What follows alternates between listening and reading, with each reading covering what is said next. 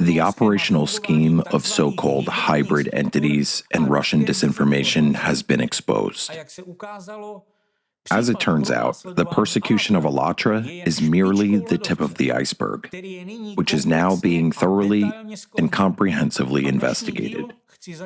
I would like to begin today's episode with two specific, well-documented events that occurred quite recently.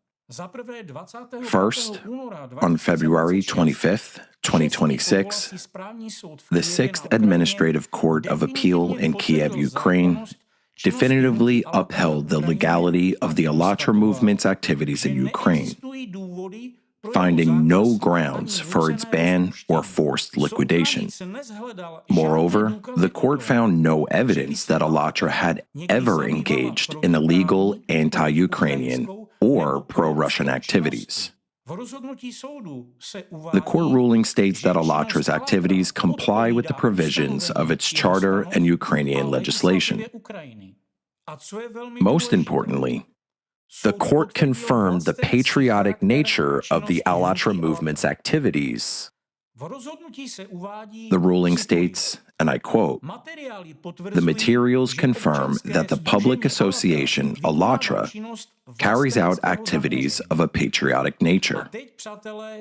And now, friends, for the most interesting part. We have discussed many times before who tried to destroy this movement and on what grounds. The case involved so-called expert evaluations. The Ukrainian court reviewed them and delivered a fair assessment. The court found expert Irina Kremenovska to be personally interested and biased, deeming her expert opinions unfounded and inadmissible. Quote, "The court ascertained that the author of the expert report has a negative attitude towards the defendant and is interested in terminating their activities, as she has been publicly declaring her activities related to Allatra since 2015 on the website Vilne Slovo, Free Word, where she published 4 articles whose content indicates her bias. In particular, the publications covered the author's long-standing activities against Allatra and her interaction with law enforcement agencies regarding bringing them to justice. To put it simply, it turns out that Kremenovska had been deliberately and systematically dehumanizing the Allatra movement for 7 years, smearing it on the internet and on her own online platforms.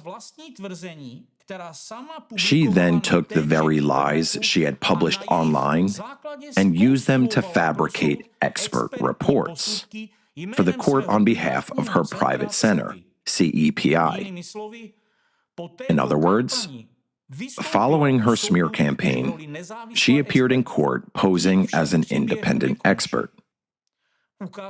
However, the story does not end there. It turned out that the rest of her expert opinions, written by other experts for the court, were simply copy-pasted from the internet, specifically from the materials Kremenovska had published about Allatra prior to this trial.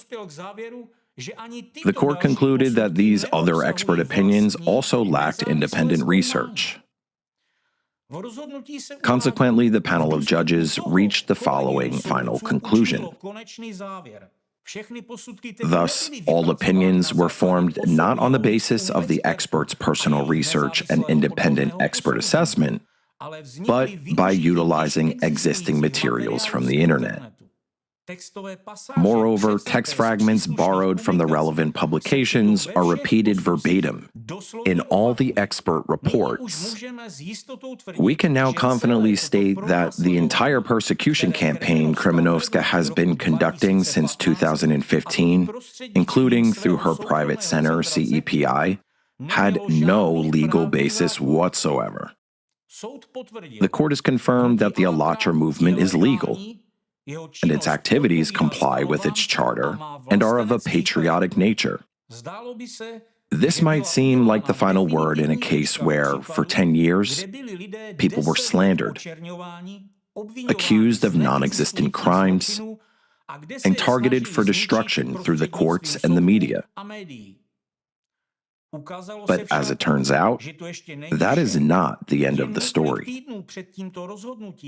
Just a few weeks before the Kiev court issued its ruling, on February 2nd, 2026, the National Police of Ukraine issued an official procedural decision. They recognized Allatra International Public Movement as the injured party in criminal proceedings. According to the investigation, unlawful acts were committed against this public association. These acts fall under Article 170 of the Criminal Code Obstruction of the Lawful Activities of a Public Organization. Allatra has been recognized as an injured party, a victim. Just think about it. For 10 years, the volunteers of this organization were harassed in the media, and eventually their homes were even raided. For 10 years, they were branded as cultists and traitors. And in the end, the police say, no, they are not the criminals. Crimes were committed against them.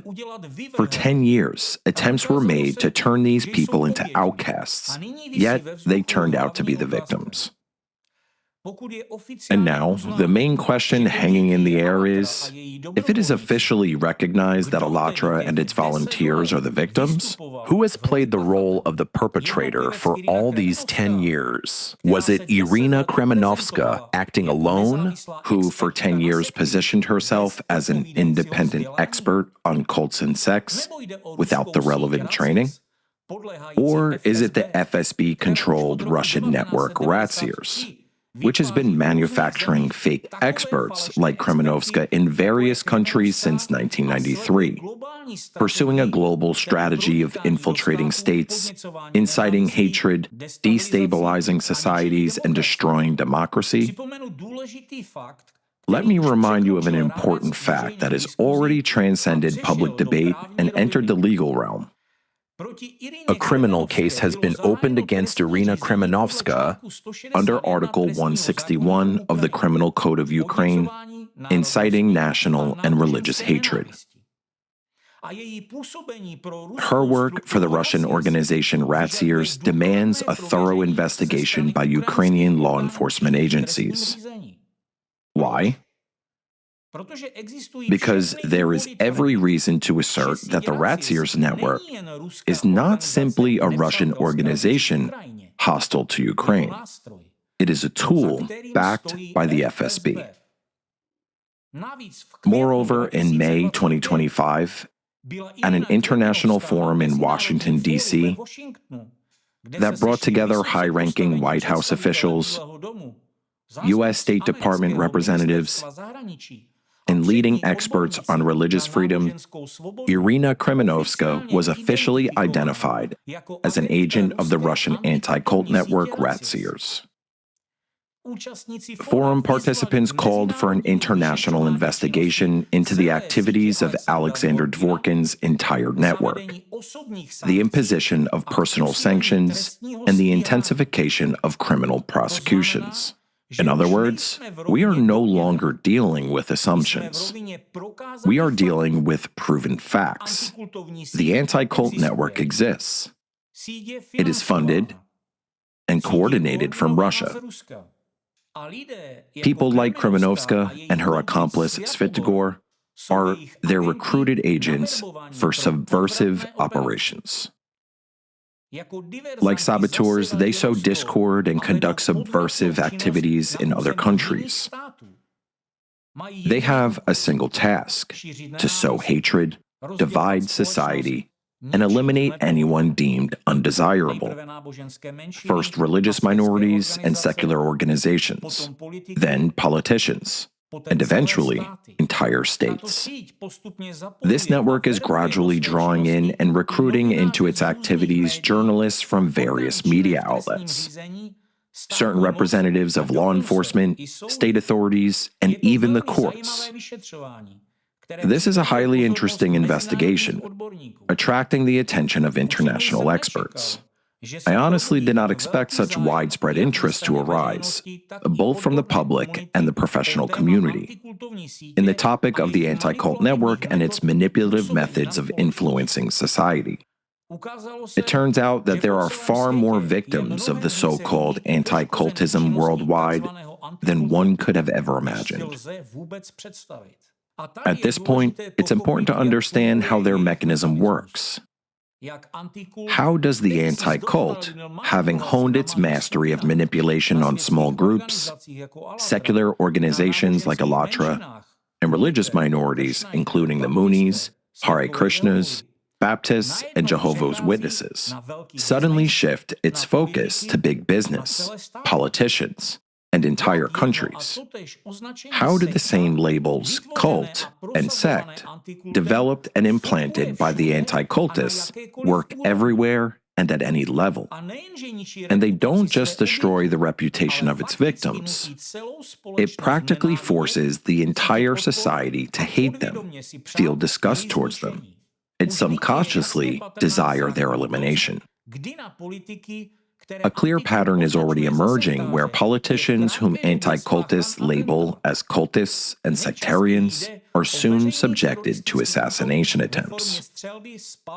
Most often, this takes the form of public terrorist act involving a shooting. We will definitely return to this topic a bit later, and I'll show you evidence-based examples that speak for themselves. As it turns out, for competent authorities, Alatra serves as quite a valuable and illustrative example of how the hybrid anti-cult network operates against such secular organizations. I will briefly explain the mechanism of destruction that the anti-cultists employed against Alatra using the classic Russian disinformation technique known as the mirror accusation. The first to launch a public smear campaign against Alatra were none other than the founder of Ratseers, Alexander Dvorkin, and the vice president of Ratseers, Alexander Novopashin. It was these chief cult experts in Russia who launched a wave of slander starting in 2015, accusing the movement first of pseudo-religiosity, then of sectarianism, and finally of working for the SBU and financing the Ukrainian army. As a result, Alatra was declared as a pro-Ukrainian extremist organization in Russia. Its former volunteers are being imprisoned and tortured, and property searches are being conducted across the entire country. But look at what has been happening in parallel. Since 2015, in Ukraine, Kremenovska has been launching an absolutely identical narrative against Alatra in the media space, word for word, following the exact same manuals.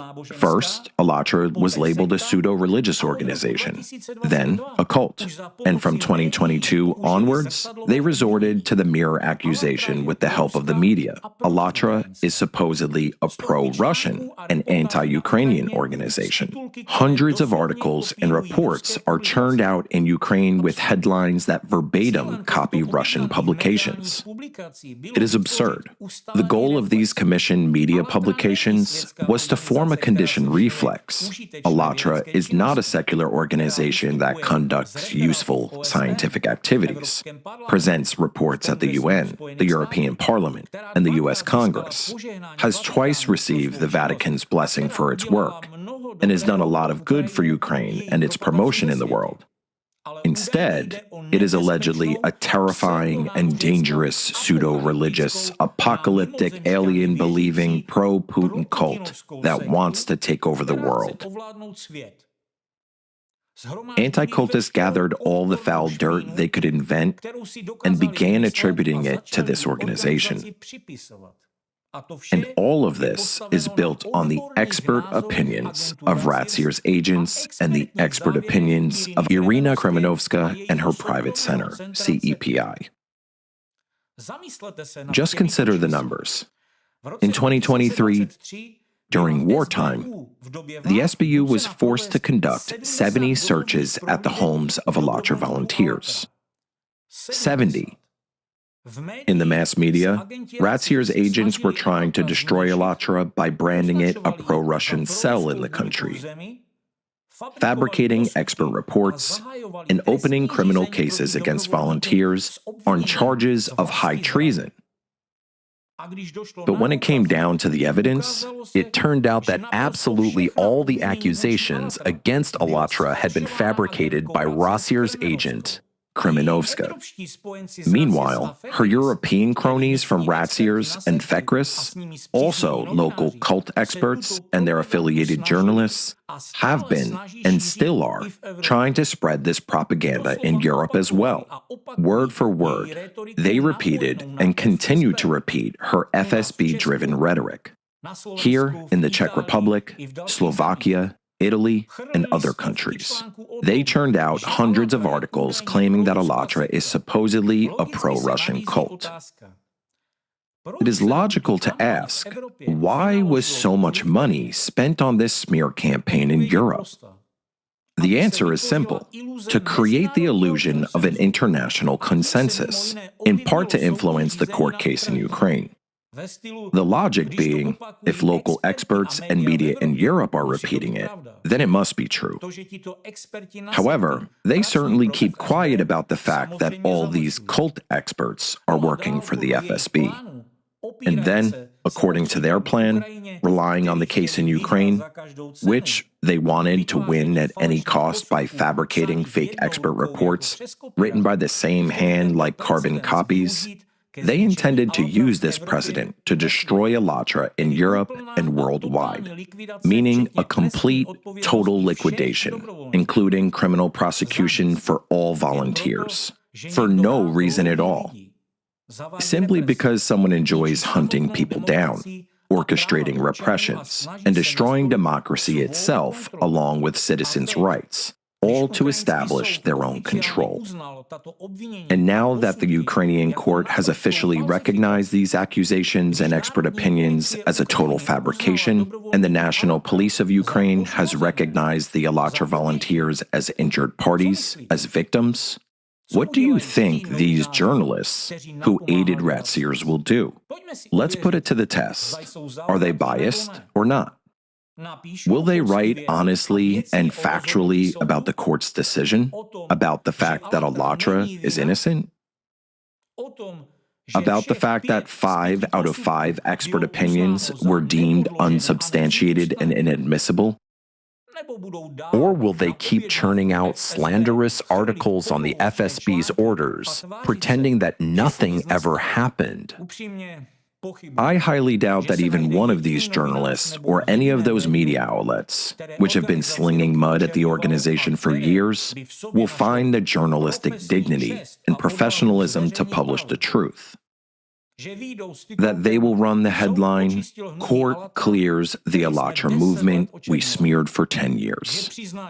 That they will admit the police consider them victims, and all this time we were the instrument of their harassment and destruction. This kind of silence isn't just professional failure, it is proof, direct proof that these media outlets, these experts, these portals are not journalism. They are part of an anti-democratic system, part of the Ratsirs network, part of a machine that churns out hatred on orders from a single center. And this center, as we already know, is located in Russia. And it works not for the truth, but for the FSB. This brings us to the main question that worries not only me today, but the entire professional community. How does the anti-cult network manage to draw into its orbit such a large number of seemingly rational and influential people? How do they fall for these seemingly primitive tricks? The answer I received from experts during our hours-long conversations lies in the realm of psychoanalysis. Anti-cultists strike directly at the basic instincts inherent in every one of us, regardless of our education or social standing. They claim that in a cult, you will be sexually exploited. That's the primary basic instinct. They'll take your money and your property. That is the second basic instinct. They will strip away your freedom of thought, turn you into a zombie, and make you work for them. That is the third basic instinct. They appeal to your duty to protect yourself, your loved ones, and society, essentially casting you as a hero, the fourth basic instinct. And the fifth, which is even more powerful, is the protection of offspring. A threat to children is a red button that works flawlessly. They say, cultists corrupt children. Sectarians brainwash children.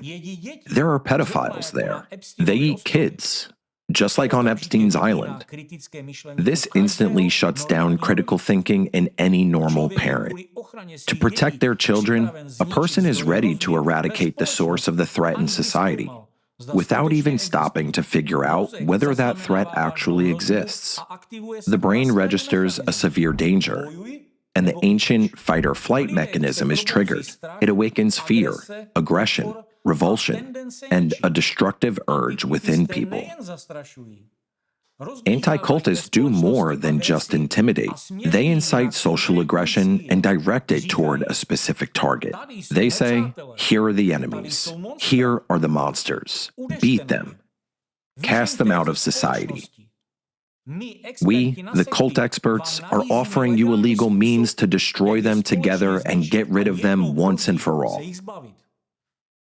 And people, driven by fear and self-preservation, readily join this persecution. It is a textbook example of mass manipulation. When a person is in a panic, they look for a protector. That is when the anti-cultists appear, seemingly out of nowhere. Don't be afraid, they say. We will destroy those cultists or sectarians. We will expose them and we will save you and your children. And the person breathes a sigh of relief, feels comforted. They don't even bother to verify the facts, having first been fed fear and then provided with the false sense of security that someone else will eliminate the threat on their behalf. They unwittingly support the campaign. Meanwhile, these anti-cultists employ a so-called information blockade against their victims. Not only do they slander their targets by distorting information in the media, but they also create an unspoken consensus within the press. Any publication or journalist that gives voice to these so-called cultists automatically become branded as one of the cultists or as an accomplice. They lose their reputation and come under severe fire. Anti-cultists call editors, threaten to harass them, and persecute anyone attempting to offer an alternative perspective. They literally intimidate the media. In doing so, they basically build a wall around the victim, silencing them completely.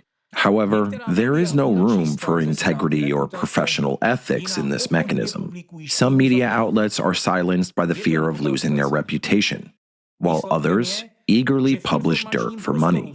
It is only a matter of price. As a result, only one narrative remains in the information space, the one painted by the anti-cultists, one-sided, distorted, and deceitful. There's simply no room left for the truth or the victim's voice. However, there is also a third group, specific media platforms that, to my knowledge, are currently under surveillance due to ample evidence linking them to the Russian disinformation machine. These platforms don't simply publish lies. They execute a specific objective, to divide society from within. Systematically, day after day, they release content designed to incite hatred within society. They pit people against their own fellow citizens, against the government, and against state institutions. Their mission is to fabricate an enemy where none exists, and compel citizens to fight this phantom enemy. This isn't journalism. It's a weapon of a foreign state.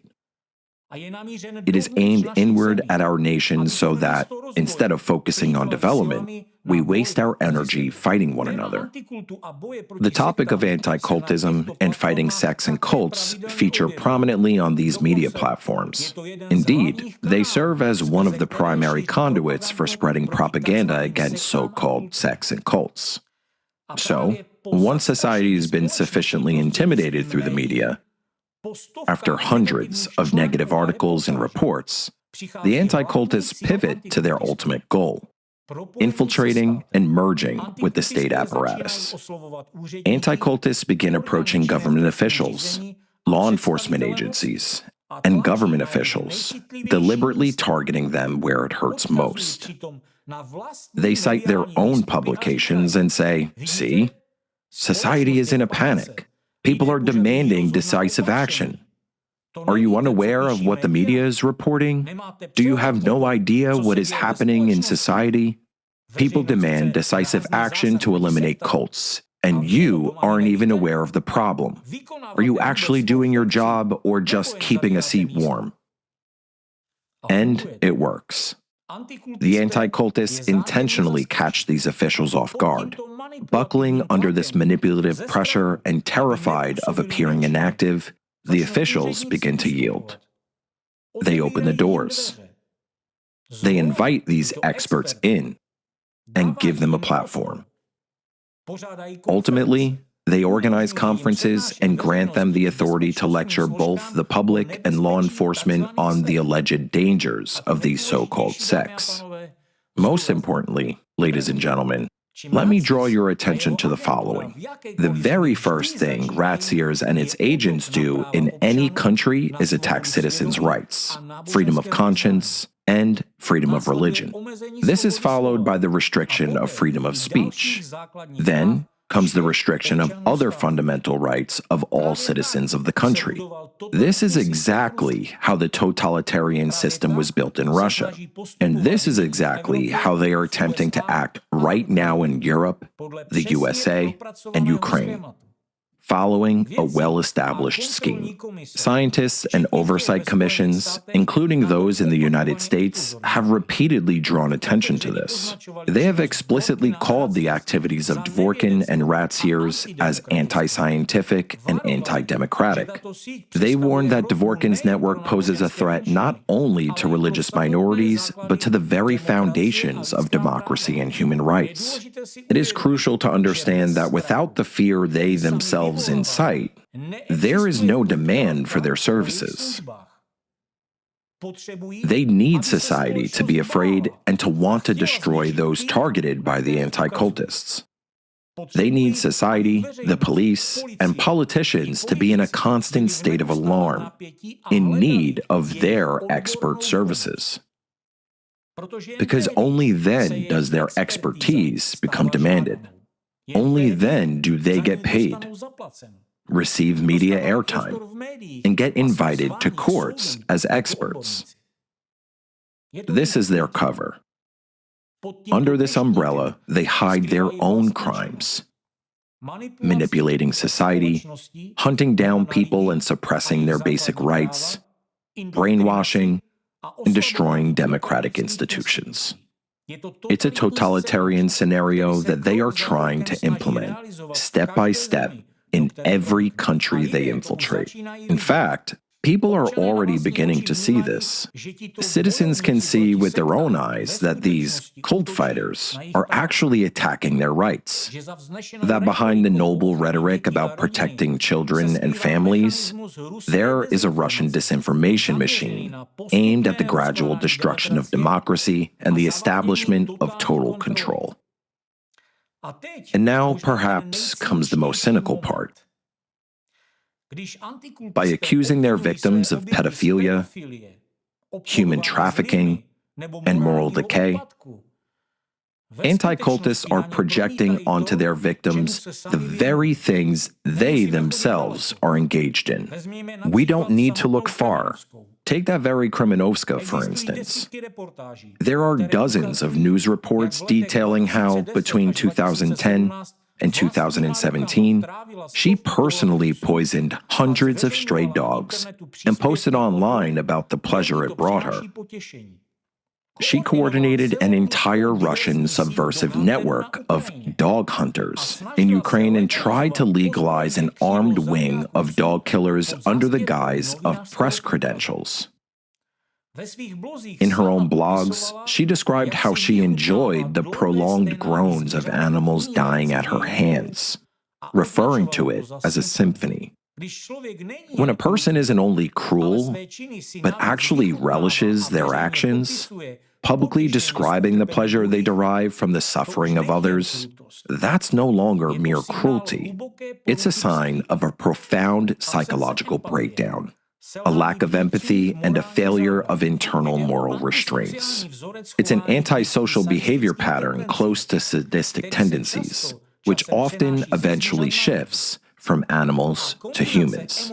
And the combination of emotional coldness, ostentation, and a complete lack of remorse clearly indicates psychopathic personality traits. Now, let's take a look at the infamous Czech fighter against cults, Jakub Jal. According to a social report from Tanzania, he is suspected of child trafficking and instilling satanic and homosexual ideologies into children at the Nature and Skills Orphanage.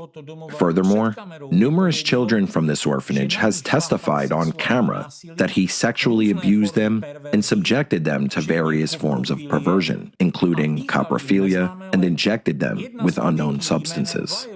One of the victims, named Violet, claims that when she was 13 years old, Yal raped her for several consecutive days. And when she attempted to escape, he stabbed her in the chest and leg. The girl showed her scars on camera. This case is currently under official investigation in Tanzania. In a documentary filmed by independent journalists, young children speak on camera about what they endured. All of these accounts are corroborated by parents and former employees of the orphanage. And do you know how Krymenovska, Yal, and other representatives of the Ratseers network respond to the journalistic investigation into his activities in Tanzania, conducted under the guise of a volunteer mission? They band together and declare, "This is a conspiracy theory by the cultists whom we fight against." They say this even as the case is actively being handled by the chief prosecutor of Tanzania. Yet, they call it fabrications of aggrieved sectarians. They accuse the children themselves of being bribed. They accuse the journalists who gave these children a voice of lying. Instead, they portray Yal as the victim, claiming he is the target of a media smear campaign orchestrated by cultists. Their tactic of mirror accusation is an exact reflection of how they operate and who they truly are. They accuse others of pedophilia, sadism, and brainwashing. Yet they are the ones facing official legal proceedings. In Tanzania, the prosecutor's office is investigating Yal's activities, while in Ukraine, Krymenovska is implicated in a criminal case for inciting hatred.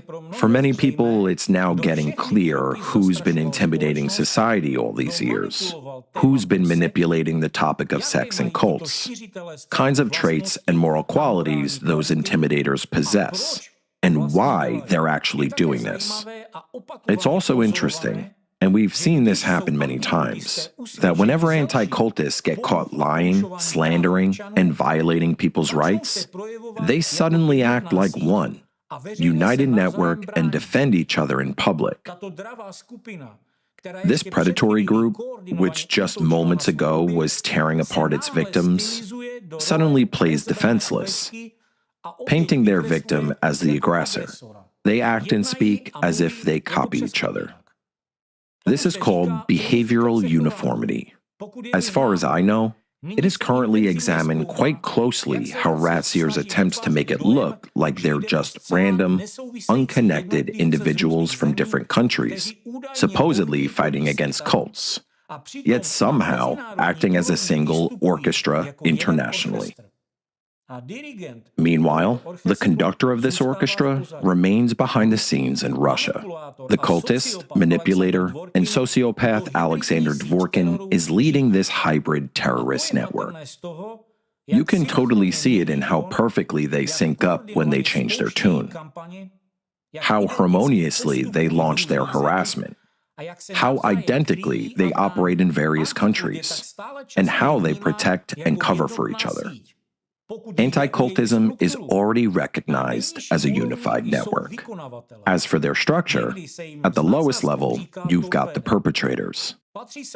They are sometimes jokingly called torpedoes. Those are people like Kremenovska and others like her. They are the ones doing the dirty work. They write denunciations, call relatives, employers and neighbors, intimidate and threaten. Their job is to discredit and isolate the victim, leaving them jobless, without support and family.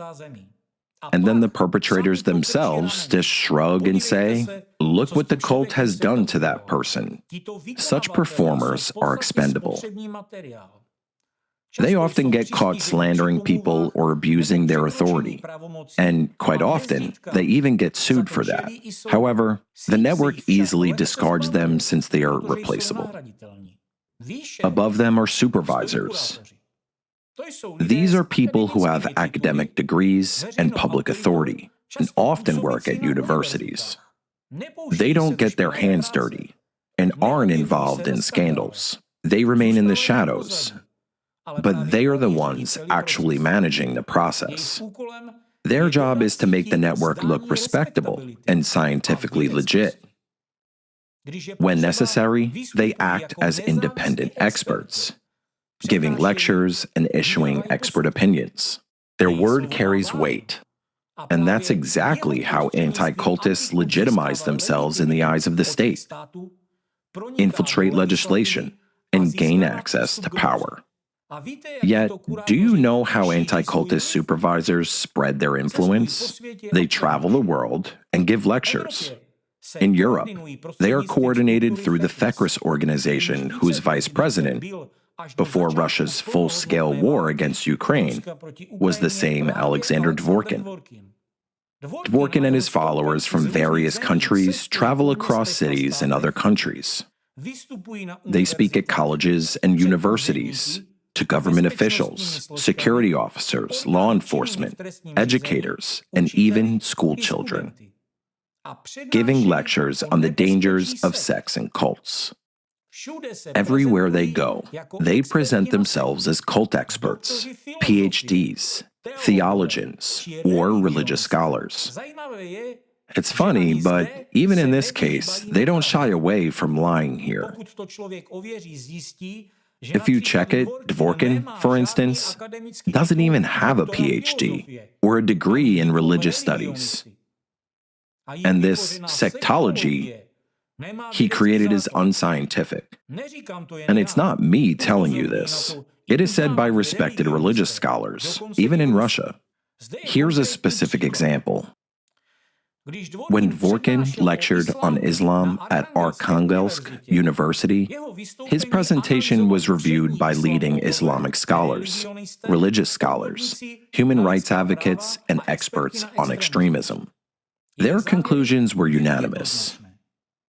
It wasn't an academic lecture, but a biased, mocking retelling, full of distortions and offensive judgments. Islamic scholars declared the lecture didn't even meet scientific requirements, and its purpose was not to educate, but to cultivate in the audience a false, hostile attitude towards Islam and its prophet. Extremism experts noted that the lecture contained statements that could be classified as inciting hostility against Muslims. Muslim leaders called it offensive and demanded that the use of similar material be banned in educational institutions. Researchers concluded that Dvorkin's lectures are pseudoscientific, full of factual errors, contain offensive judgments, and exhibit signs of extremism. The sectology he created isn't backed by science. He himself holds no recognized academic degrees, and his supposed specialty doesn't even exist on any official list of academic disciplines. According to experts, Dworkin's lectures associate Islam with a cult and foster Islamophobia. And this is, friends, how Dworkin treats a global religion, Islam, which has over 1 billion followers and powerful institutions that can actually fight back. Now imagine what he and his agents are doing to smaller religious movements that don't have a public voice or anyone to stand up for them. In their case, anti-cultists resort to direct dehumanization, slander, outright incitement to hatred, and pushing the state and society towards repression. That's exactly why Dworkin started with small groups in the first place. He was testing out his methods where he could get away with it. And now we're seeing him roll those same tactics out on much bigger targets. And isn't the exact same thing happening in other countries where these so-called cult experts are giving lectures? Take, for instance, the Czech Republic and Jakub Jal. The guy has no relevant education. He's just a career student. Yet he claims to be an expert on sex and cults. Moreover, he claimed to have traveled to Tanzania on an educational mission. But if you look at a report from local Tanzanian social service, he was actually accused of forcing satanic and homosexual ideology on children in an orphanage. Thus, when we look at Dworkin's lectures and the speeches of his associates in the Czech Republic, Serbia, France, and other countries, we see the same manipulative narrative, the same mind-numbing wordings, the same scare stories, the same audience manipulation techniques, and, most importantly, the same methods of pressuring the national government and law enforcement agencies through such lectures. In other words, anti-cultists led by Dworkin, often without specialized education and with the dubious qualifications, travel the world, giving lectures on topics they know nothing about. And they don't do that to educate the public, the government, or law enforcement. Their real goal is to instill in their audience a persistent conditioned reflex. The words cult, sect, cultist, and sectarian should evoke not reflections, but an immediate reaction: fear, disgust, hatred, and the urge to destroy. They literally program and brainwash people so they stop seeing others as human beings. And dehumanization is the key step in preparing mass consciousness for violence. It is propaganda designed to spark action. And anti-cultists are just waiting for the most profitable moment to pull the trigger, slap the cultist label onto someone, and pit society against a part of society, pit the state against its own citizens, and pit citizens against the state or authorities. Then anti-cultists simply ruin democracy. They are sort of architects of repression and totalitarianism. You know, for a long time, I've been wondering where the anti-cult network got this kind of extreme, inhumane hatred for people. Well, according to experts who analyze psychological profiles, a huge chunk of the most active participants in such networks have practically zero empathy. The ability to feel pain, fear, and suffering of other people. These personality types often exhibit a combination of psychopathy, sociopathy, and pronounced narcissism. That's an essential point. People like this understand other people's emotions on an intellectual level, and they know how to utilize these emotions, but they don't actually feel them. For them, the tragedy of others isn't a tragedy, but a tool to achieve their own goals. Besides narcissism and zero empathy, they share the following traits: a cold, strategic thinking, an extremely high tendency to manipulate, a need to control others, a complete lack of guilt for the harm they cause. On top of that, most members of the anti-cult network actually have a thirst to inflict pain on others. It is their sort of inner need and legitimate opportunity, as it seems to them. For them, anti-cultism is a mechanism that satisfies their need for power, control, and psychological violence. The process itself is what matters to them, the process of persecution, the process of hunting, the process of destroying someone's reputation and life.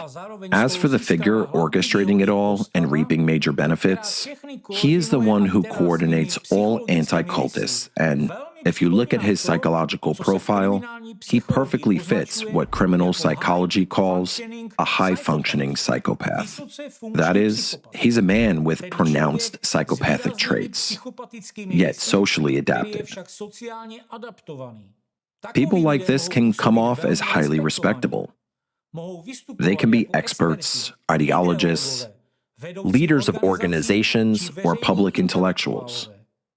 But their trademark is the ability to use people as tools, to build systems of influence and manage them through other people. At the same time, they have zero empathy. They do not feel other people's pain, but masterfully understand how to exploit it. That's precisely what makes them perfect manipulators.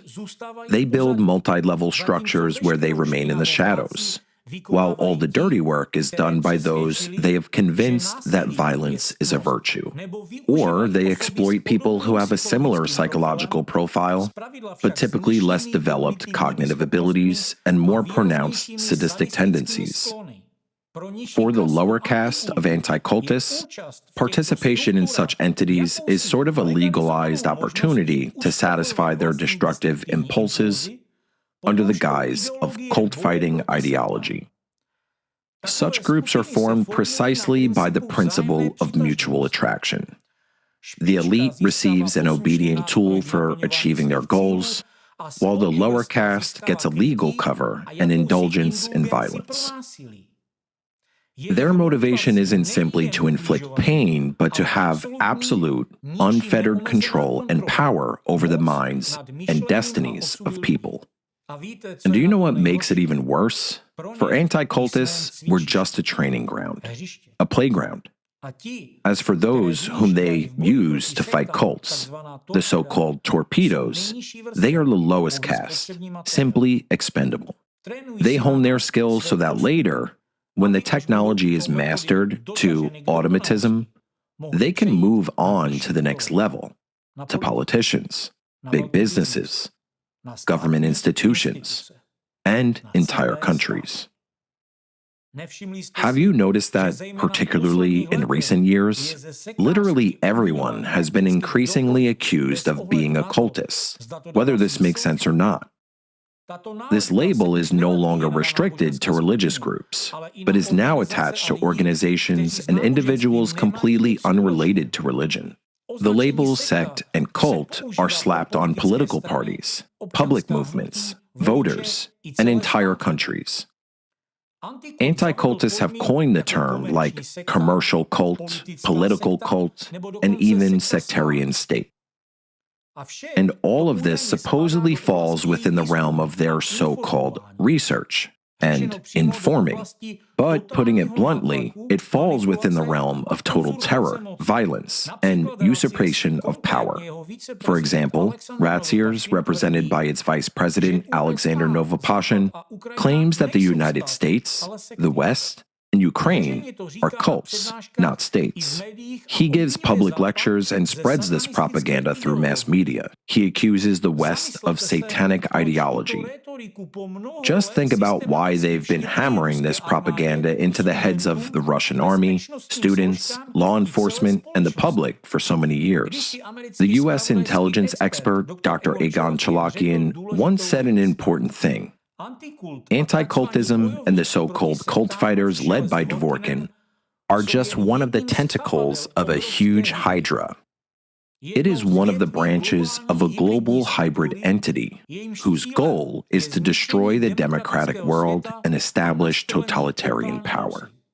I said something similar too. But the deeper I delve into it, the more amazed I am by its scale and by how quickly our familiar world is changing before our eyes.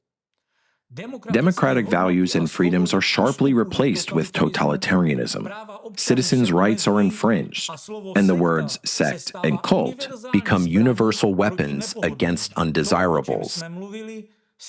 What we've been talking about is confirmed before our very eyes, and it becomes clear that anti-cultism is just one small but very dangerous tool in the hands of that hydra. It's a tool that has been fine-tuned, honed, and prepared for a big game for decades. I remember a conversation with a specialist. He suggested conducting a very simple experiment. He said, listen to yourself. What is your reaction to the word politician, and then to the word cultist? Do you know what I discovered? Most people's reaction is basically the same. It is an inner outrage, repulsion. It is negativity that cannot be logically explained, but is somewhere deep at the level of instinct. This isn't an accident. This isn't a coincidence. It is a direct evidence that people have been programmed through the same methods. Moreover, a clear correlation may be observed. The same cult experts and the same journalists and media outlets controlled by the anti-cult network, who have been harassing religious minorities for years, suddenly switch their focus onto politicians, government officials, and law enforcement.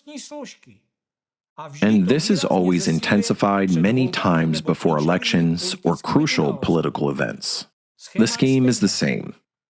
Daily headlines: this politician is a cult member. His voters are cult followers. He's insane and has to be removed. This creates disgust and mistrust in society. Any action by such a politician starts being subconsciously perceived as a threat to the state, and therefore to every citizen, meaning to you. Doesn't it seem strange to you that after such an aggressive media attack on politicians by cult experts, not only does hatred and mistrust of the stigmatized politician flare up in society, but an assassination attempt or even murder is organized against him? In this episode, we won't go into great detail about the puzzle piece coding technology that the upper caste of the anti-cultist applies in society. All you need to know is that this manipulation is of an entirely different nature. It is the so-called remote coding of an individual for a needed action. This method is defined as a stage-by-stage psychological influence through information waves and hidden signals that gradually instill a readiness for violence in vulnerable people. The mechanism is stretched over time, for months and even years. First, an information environment is created in the information field. Then, once the foundation is laid, targeted activation follows. An individual with a fragile psyche receives an implicit command to act. To put it simply, that's a formation of a shooter, or a lone wolf, as anti-cultists call them. School shootings, mass shootings, and assassination attempts on politicians are a direct consequence of the puzzle piece coding technology used by anti-cultists. Only the targets are different. In some cases, those are children in schools and universities. In others, those are adults, politicians, and national leaders. Although, globally, both are aimed at terrorizing the entire society, the method used in puzzle piece coding is the same. A person subjected to such a manipulative influence through the media is turned into a tool acting according to a predetermined program. While subjectively believing, they make their own decisions. Critical thinking is disabled, leaving just a dominant image of the crime and the task that must be accomplished at any cost. Look at what's happening today. Parents are afraid to send their kids to school because the number of school shootings has risen sharply in many countries.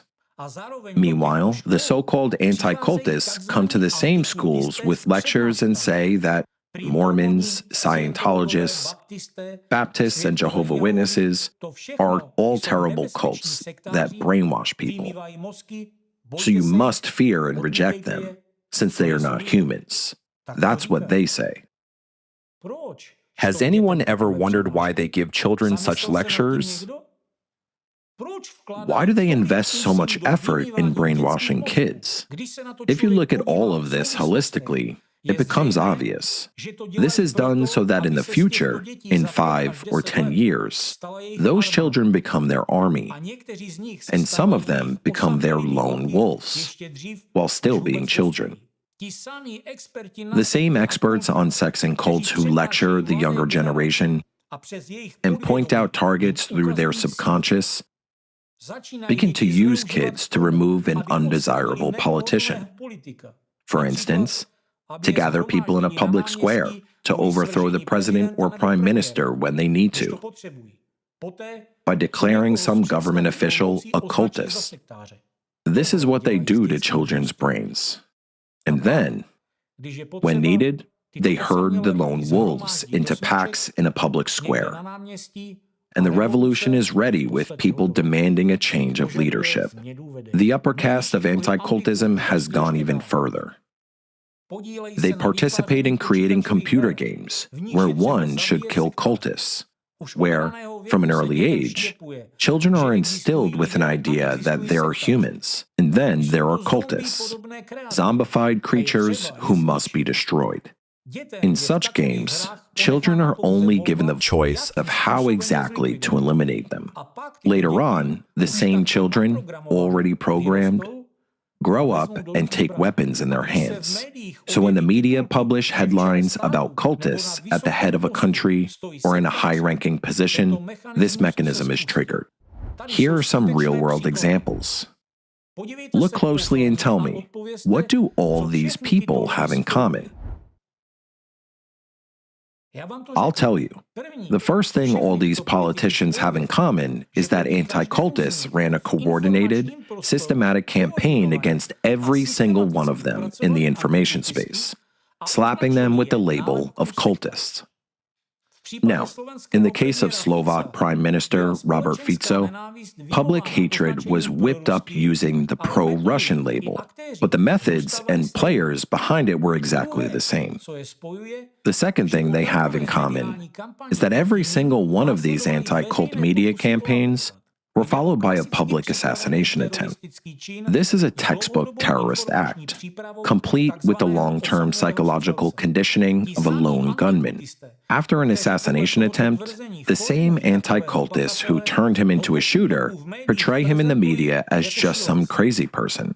They present the shooter as a lone wolf who just hated the politician so much, because he was branded a cultist, that the shooter took up a gun and made an assassination attempt.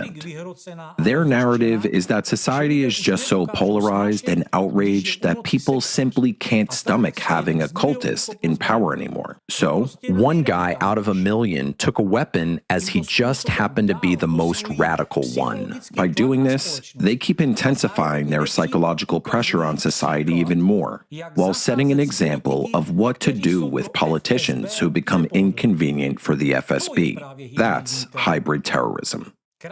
Let's briefly discuss the illustrative example of Russian opposition leader, Alexei Navalny. Long before the tragedy, back in 2017-2018, a persistent narrative that Navalny is a cult leader was launched in the information space. Following the classic scheme, in order to support the accusation, some alleged victims were identified who claimed to have suffered at the hands of Navalny or his staff. Those individuals first claimed to have worked there, and then added an association. It all resembled a cult, where Navalny was the object of worship. This core argument then became the foundation for the entire media campaign. Those who allegedly managed to escape Navalny's team claimed it was a cult. Next, the key figure steps onto the stage. The cult expert, Archpriest Alexander Novopashin, Vice President of Ratseers.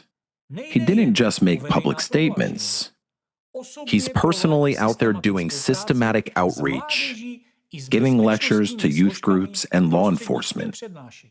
In his own words, every month I hold dozens of meetings with young people, where he talks about things like Navalny's headquarters.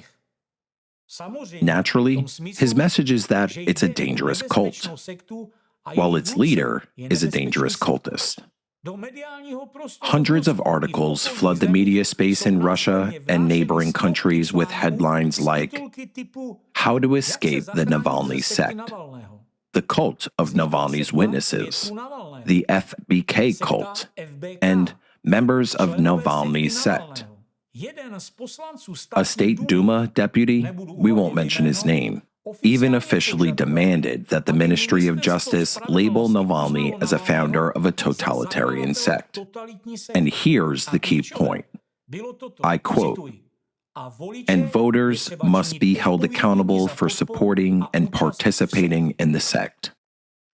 What we are looking at here is their classic playbook, literally copy-pasted from how anti-cultists targeted small religious organizations. Indeed, Navalny's death wasn't carried out in public through shooting, but rather by the classical Russian method: exile to the north and quiet liquidation. Still, it's a clear example of how this was done in Russia. Next, let's look at another high-profile case from 2024, the assassination attempt on Slovakian Prime Minister Robert Fico. At first glance, he wasn't accused of being in a cult. He was accused of having pro-Russian views. But the methods used against him were the same. The atmosphere of hatred and intolerance was created against him using the same classic method. And it didn't take long to see the outcomes. Just note, a month before the shooting, on April 10, 2024, Fico issued a public warning. He published a statement where he bluntly said, "Government politicians are obscenely cursed in the streets. And I am just waiting for the moment when this frustration, which is being so intensely fueled by certain media outlets, turns into an assassination of one of the leading government politicians." And I'm not exaggerating even a bit. Fast forward 1 month to May 15th, and Fico gets injured in a shooting. According to eyewitnesses, the politician walked over to some local residents right after an event. At that moment, several shots were fired from the crowd, and Fico dropped to the ground. The Prime Minister was wounded in the chest and abdomen. In his first appearance after the assassination attempt and injury, Fico directly named those who were responsible. He identified anti-government media outlets and foreign-funded NGOs as the main drivers that created the environment where the assassination attempt became possible. According to him, they systematically incited hatred. This hatred in society was fueled until the so-called lone wolf, created by anti-cultists, in this case, Juraj Cintola, crossed the line. Now, let's look at Trump. There was a series of assassination attempts against him within a short period of time, also in 2024. But what led up to this? Back in 2019, Stephen Hassan, a close associate of Alexander Dworkin, closely tied with the same anti-cult network, published his book called The Cult of Trump. In it, Hassan doesn't just criticize the politician.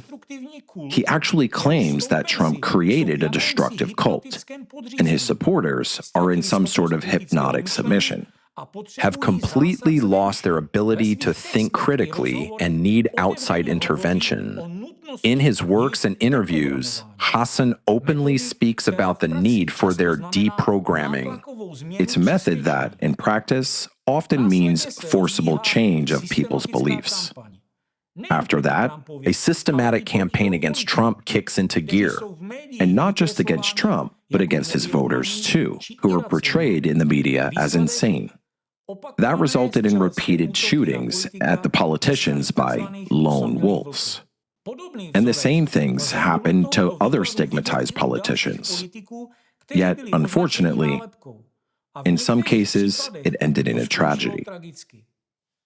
It begs the question, why are these scenarios so identical?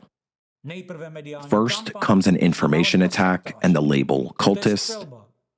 Then comes the shooting, and every time, it's the exact same methods: with the exact same ties leading right back to Russia, to rat's ears, and to the shadowy structures behind the scenes. Personally, I always wondered why some politicians and political parties in various countries openly support anti-cultism. The answer turned out to be cynically simple: some benefit from it. We already know how anti-cultism operates and what its goals are, but whenever its goals happen to line up with the interests of a particular political faction, it plays perfectly into those politicians' hands. It lets them suppress their opponents, reshape public opinion, and deprive their competitors of any support. However, this favor comes at a price. A politician whom anti-cultists helped weaken an opponent finds himself in debt. He knows how he came to power and how he manipulated the votes of his voters. So afterwards, whether he wants it or not, this politician is forced to defend the anti-cult network, lobby for its interests, and turn a blind eye to its methods. Essentially, such a politician becomes its conductor within government structures. As far as I know from people in the know, obviously without dropping any specific politicians' names, the politicians who systematically defend the anti-cult network are often unclean themselves. Some are involved in corruption, others are being blackmailed with compromising material, and some just share the same anti-cult ideology. But it's up to the intelligence and security agencies to figure this out. I just wanted to show it, to warn and caution you. Finally, I'd like to say the following. Think about your own perception, about what's actually going on inside your head. You have clearly seen how powerful this manipulation can be and what it's truly capable of. If you want to see for yourself that it works, just pay attention to how you personally react to the words cultist, sectarian, and politician. If they trigger an immediate, inexplicable repulsion within you, this means the emotional label is already doing its job. And that's exactly what this manipulation is built upon. We are gradually trained not to think, but to react. And if this slips right past your critical perception, it means the same mechanism can very well be applied against you, since the first stage and the foundation for inciting hatred has already been embedded inside you. At some point, after mindlessly consuming action-driven information, a person simply loses the ability to distinguish between the truth and a deliberate lie, between their own opinion and someone else's command embedded in their subconscious through headlines and lectures. Is this manipulation of the subconscious dangerous or not? That's definitely something to think about.